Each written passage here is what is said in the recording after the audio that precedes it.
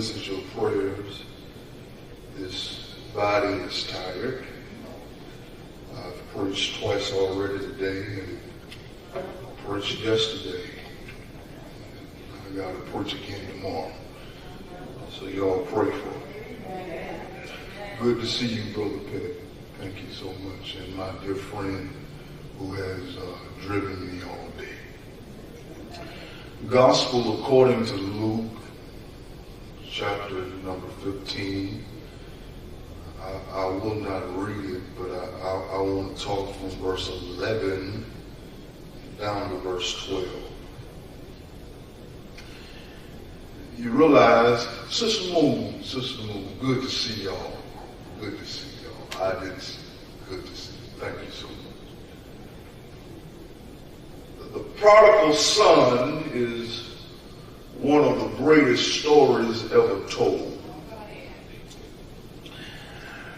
But, Brother Ben, I think we have been too hard on this young man. We've been too hard on Sister Wheeler because we're dealing with a 17-year-old baby.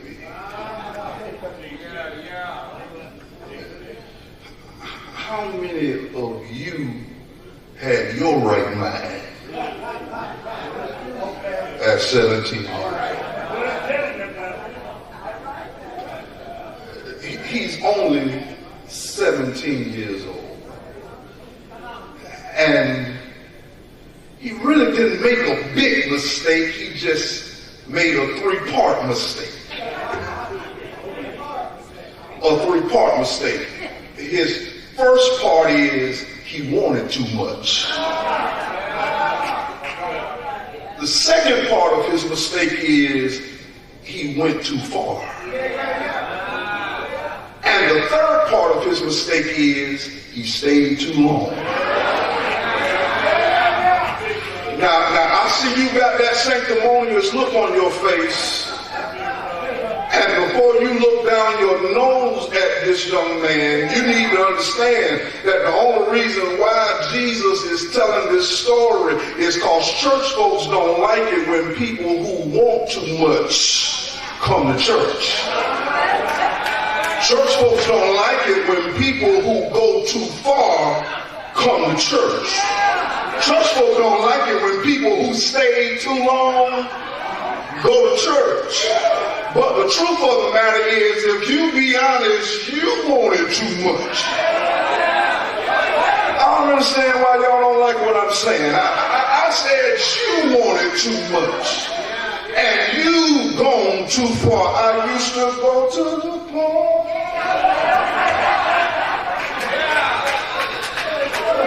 You stayed. That's why you got that baby. You stayed.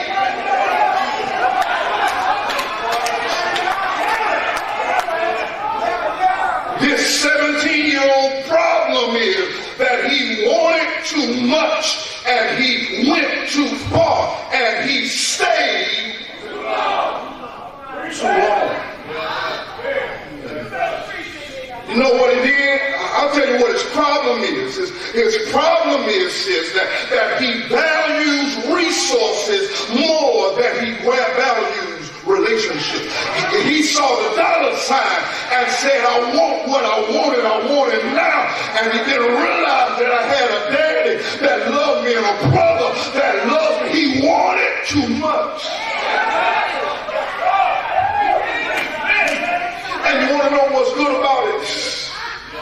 What's good about it is, even though he wanted too much, he had a father that loved him enough to give him what he asked for.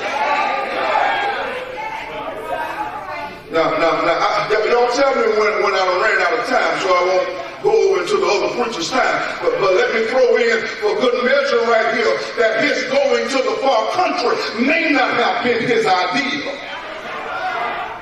Let me tell you why. Because in that culture, portion because he asked his father for his portion. It was disrespectful, and the community was supposed to stone him to death. But instead of letting him kill his baby, Dad said, get your stuff and go to the far country, because even when you were disrespectful, I love you enough to preserve you when everybody else around you don't mean you any good. And maybe that's why you ended up in the far country, because God was trying to protect you from people who didn't mean you any good, that were trying to harm you and hurt you and take you out.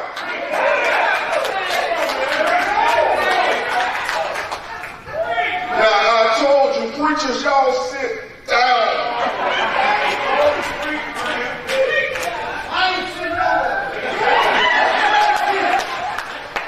I told you, we've been too hard on this boy. Because at 17 years old, it says he gathered up all of his goods. It means that he took his third of his father's property. The older brother got double portion. So because it's two boys and the one gets double portion, they divided it up into three. So the older brother got 2/3. The youngest brother got 1/3. And he cashed out his 1/3 of his father's property. What 17-year-old boy you know something about selling some property? What 17-year-old boy you knows about property tax? What 17-year-old boy you knows about a budget? Come here. I'm not lost. I know exactly where I am. See, we've given him a bad reputation, because when it says that he wasted his living on riotous living, we want him to be out drinking and partying and running with women, but that isn't what it means. It means that he threw his life up in riotous living. He had no discipline. He had no budget. He had no self-control. And because he had no self-control, he couldn't hold on to what he had, because he had no self-control. Now let me say something else here. See, while you looking funny at that prodigal son, you ain't got no self-control either, because you ain't going up no more, you just going out. You ain't got no self-control, because last time you checked your Regis bank account, you had overdraft fees, because you ain't got no discipline. And that was the prodigal son's problem. He couldn't tell himself no, and because he couldn't tell himself no, he ended up wasting everything and ended up with nothing. How am I on my time? And so he done spent all his money, because he don't know nothing about paying no rent. He trying to get the new Air Jordan. He's 17 years old. He doesn't know anything about paying light bill, water bill, gas bill. All he knows is everybody else is wearing Ralph Lauren polo. I want some Ralph Lauren. And so he spent all of his money. And right when he went broke, text says famine came. We call it a recession. All of the financial status of the far country was gone, and he had no money, and the financial status of the community is gone, and he's hungry. He ain't got a friend in the world. But I tell you, y'all ought to look good at this prodigal son, because when he got down, he wasn't looking for a handout. He was looking for a hand up. I'll prove it to you. Because he didn't go and get in the bread line. He wasn't trying to get welfare food stamps or buy food stamps from somebody. He went and got him a job. The text said that he went and hired himself out to be a worker. And let me tell you, some of you know how he is about jobs. Before we apply, we need to know how many hours I'm going to work and how much they're going to pay and what kind of benefits do they have. And if I put money in retirement, will they match my retirement? No, he wasn't worried about that. He said, even though it's a job I'm not supposed to have, if it's going to put food on my table, I'll go out and slap hogs, because a man that doesn't work ought not eat. And so I'll go to work if it's going to put food on the table.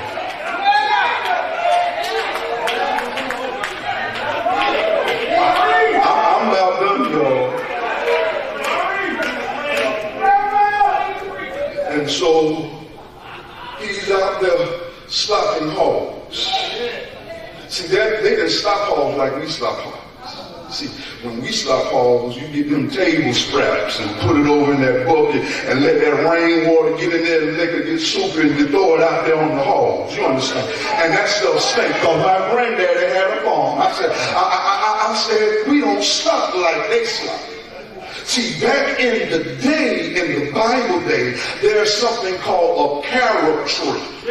And the carob tree produces a pod of beans. And these beans are so small, they're inedible. Your teeth can't bite them. They're so small, they're inedible. In fact, they are poisonous. They are feeding hogs poisonous beans in a pod. And the boy is so hungry, he says, rather than go hungry, I'd rather eat a small, poisonous, inedible pod. And that's when the Bible says that he came to himself.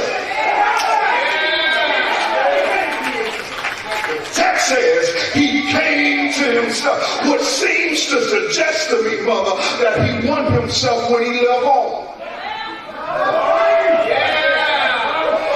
He won himself when he left home, but after he's gone through a few things, and after he's cried a few tears, and after he's spent a few sleepless nights, some sense started coming in his mind. See, when you got everything going together, you don't know how to call on the Lord, but let the light bill be due, and you ain't got no money. You'll learn how to get down on your knees and say, Father, I stretch my hand to thee. Y'all. Came to himself. And the Bible says that when he came to himself, his memory kicked in. His memory kicked in.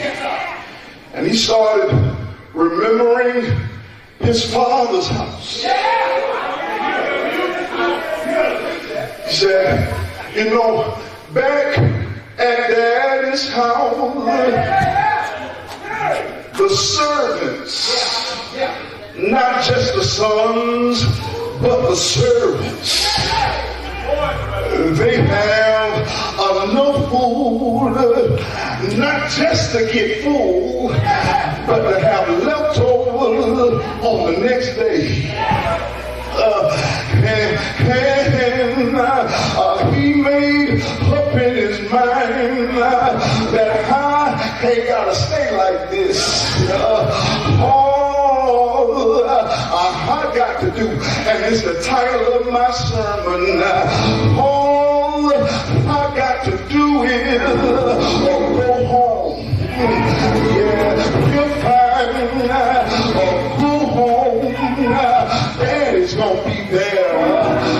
You'll find go home. Daddy will restore my dignity. You'll find go home. Daddy will restore my identity. If I go home, Daddy will restore my integrity.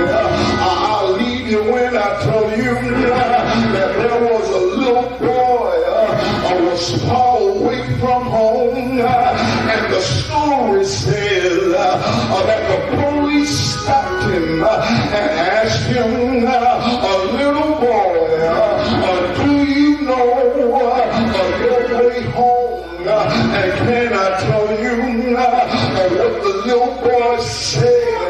The little boy pointed to the church in the center of the town. I had a cross on the steeple, and he told the policeman, he said, my daddy told me cross. I make my way home, and I got to leave y'all now. I know the preacher is coming, but before I sit down, can I tell you to crawl by the cross, because one Friday on a hill far away, with nails in his hand and spikes in his feet, 72 thorns in the prayer of his brow, stretched wide, dropped low, lifted high,